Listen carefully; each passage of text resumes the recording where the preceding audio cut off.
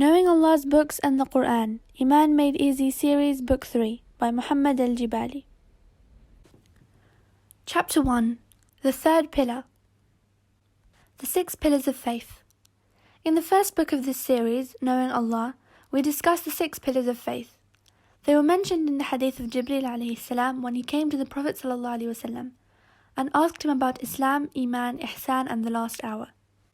The 6 pillars are: Number 1, belief in Allah. Number 2, belief in the angels. Number 3, belief in the books. Number 4, belief in the messengers. Number 5, belief in the last day. And number 6, belief in the qadr. We must believe in all of these pillars. Allah subhanahu wa ta'ala mentions the first 4 of them in the following ayah. The Messenger Muhammad believes in what was sent down to him from his Lord Allah. The believers do too. They all believe in Allah, His angels, His books and His messengers. Surah Al-Baqarah, ayah 285.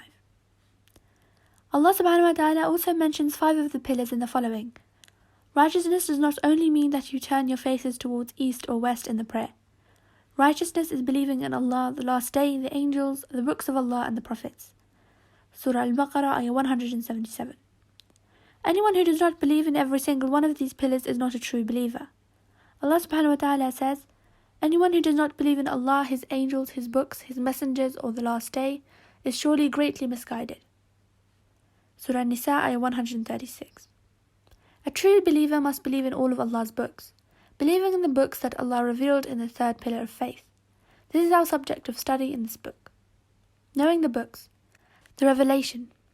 An important pillar of our faith is believing that Allah subhanahu wa ta'ala sent down or revealed Allah's books to His messengers. The messengers used the books to teach their nations and guide them to the straight path. Allah subhanahu wa ta'ala commands us to believe in His books. He says, O you who believe in Allah, His messenger, the book that He revealed to His messenger, and the books that He revealed before. Surah Nisa, ayah 136.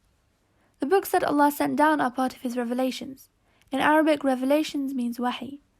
The revelations are sometimes in the form of books or sheets, which are also called scriptures. After the messengers received the revelations from Allah, their followers wrote them down and made them into books or sheets. But sometimes the messengers received them already written, as in the case of Musa alayhi salam, who received the Torah from Allah written on little boards. Not all of the revelations that Allah subhanahu wa ta'ala sent to His messengers were in the form of written scriptures. Sometimes they were instructions or teachings that Allah inspired or taught directly to the prophets. Inspirations are teachings that are put into the hearts of the prophets but not in book form. For example, Allah subhanahu wa ta'ala revealed to His last messenger Muhammad sallallahu alaihi wasallam the book called the Qur'an. He also inspired him with other things that are not part of the book. They are called the Sunnah. The Sunnah consists of everything that the Prophet sallallahu alaihi wasallam said or did. Teachings of the revelations. Allah's revelations carried the most useful knowledge to people. For example, they contained instructions from Allah subhanahu wa ta'ala telling the people what to do in this life, how to have good manners, perform correct worship and avoid sins.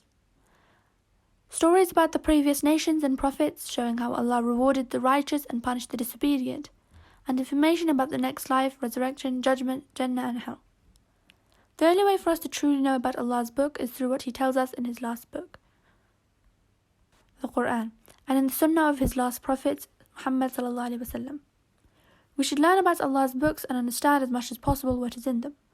From our knowledge about Allah's books, we can learn the answers to many important questions that we may wonder about. For example, we can learn about things that are common to all of the books. We can learn what Allah told His previous messengers and what they told their people.